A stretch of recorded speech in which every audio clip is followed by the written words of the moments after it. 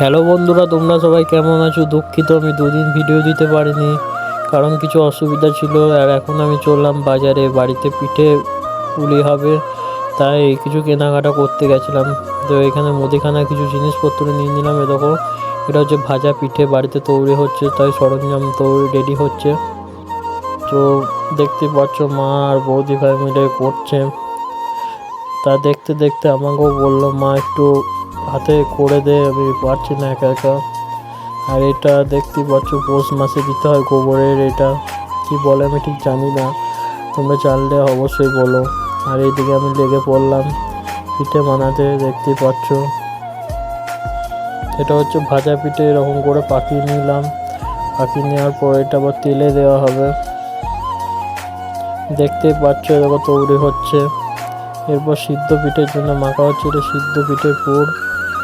এই দেখতে পাচ্ছ সিদ্ধ পিঠে তৈরি।